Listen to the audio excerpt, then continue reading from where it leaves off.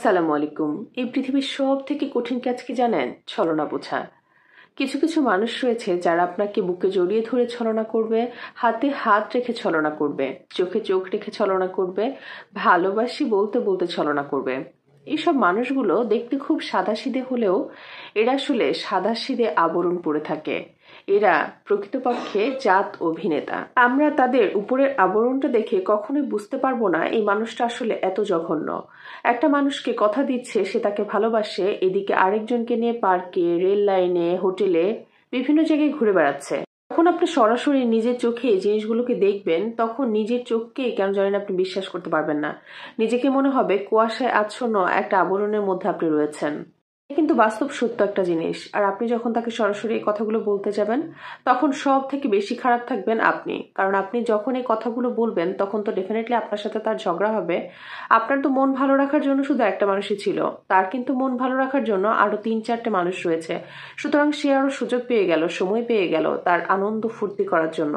সবকিছু জেনে শুনে নেওয়ার পরেও যখন সবকিছু মেনে নিয়ে ঠিক করতে যাবেন তখনও দেখবেন সম্পর্কটা ঠিক আর আগের মতো হবে না। আমাদের গ্রামীণ ভাষায় প্রচলিত একটা কথা আছে না, কুত্তার লেজে পাটা বাঁধলে কখনো কুত্তার লেজ সোজা হয় না। ঠিক সেরকম আপনি তাকে যতই ভালোবাসেন, যতই এফোর্ট দেন, যতই কেয়ার করেন, ওই মানুষটা আর আপনার আগের মতো হবে না।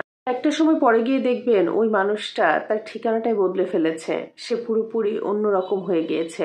তখন আপনি চাইলেও আর ওই সম্পর্কটা কখনোই আর কন্টিনিউ করতে পারবেন না। এক পর্যায়ে গিয়ে আপনাদের মধ্যে বিচ্ছেদ তৈরি হয়ে যায়। একটা সময় পরে গিয়ে এরকম চলতে চলতে আসলে দুজনের মধ্যে তখন আর কোনো সম্পর্কই থাকে না।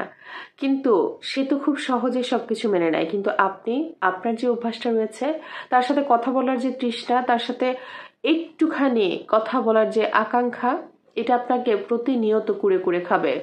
কিন্তু ওই মানুষটা কখনো আপনার একটিবারও খোঁজ নেবে না।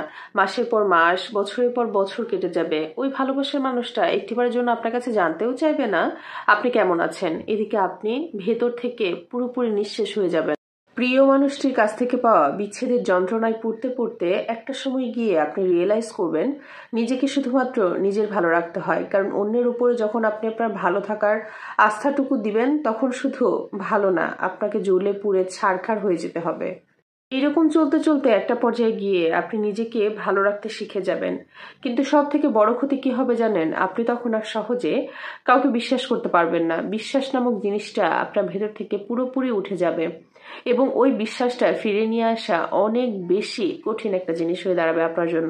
আপনার বিশ্বাসের প্রতি আস্থাটা পুরোপুরি নষ্ট হয়ে যাওয়ার আগেই কারোর প্রতি এত বেশি স্বনির্ভর হবেন না বা কাউকে আপনার ভালো থাকার মূল হাতিয়ার বানাবেন না।